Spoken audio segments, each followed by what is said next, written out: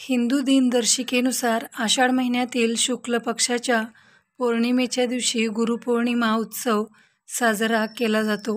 हिंदू धर्मात गुरुपौर्णिमेला विशेष महत्त्व आहे. या दिवशी लोक त्यांच्या गुरूंना, मग ते शिक्षक असो किंवा मार्गदर्शक, त्यांचे आभार मानतात. गुरुसमोर नतमस्तक होत त्यांचे आशीर्वाद घेतात. या दिवशी शाळा महाविद्यालयीन विद्यार्थी त्यांच्या गुरूंना पुष्पगुच्छ, फळे आणि काही भेटवस्तू सुद्धा देतात. प्रत्येकाच्या आयुष्यात गुरुचे महत्त्व अनन्यसाधारण आहे. गुरूंप्रती कृतज्ञता व्यक्त करण्यासाठी हा दिवस गुरूंना समर्पित केला जातो. पण तुम्हाला माहिती आहे का, गुरुपौर्णिमा का साजरी केली जाते? या दिवसाचे महत्त्व काय?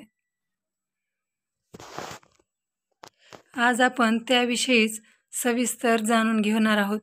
गुरुपौर्णिमा का साजरी केली जाते?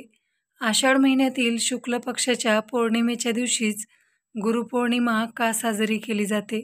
कारण या दिवशी महाभारताची रचना करणारे महर्षी वेद व्यास यांची जयंती असते. म्हणूनच याला व्यास पौर्णिमा असेही म्हणतात. पण गुरुपौर्णिमा म्हणजे फक्त वेदव्यासांची जयंती एवढंच नाही, तर त्याचबरोबर आणखी एक आख्यायिका आहे की गुरुपौर्णिमेच्या दिवशी सप्तर्षींना, 7 ऋषींना भगवान शंकरांनी योगाचे ज्ञान दिले.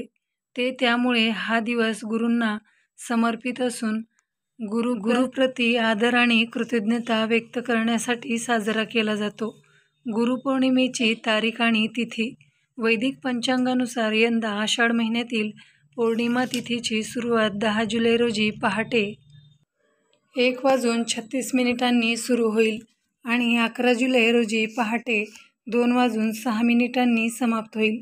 त्यामुळे उदयतिथीनुसार 10 जुलै 2025 रोजी गुरुपौर्णिमा साजरी केली जाईल.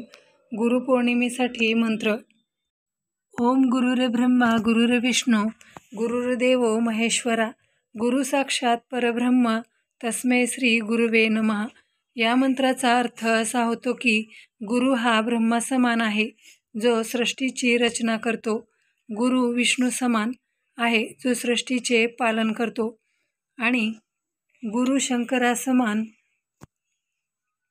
आहे, जो सृष्टीचे संहार करतो. गुरु हे स्वतः परब्रह्म सत्य आहे. त्या गुरूंना माझा नमस्कार. मित्रांनो, व्हिडिओ आवडला असेल तर व्हिडिओला लाईक करा, शेअर करा आणि सबस्क्राईब करायला विसरू नका. धन्यवाद.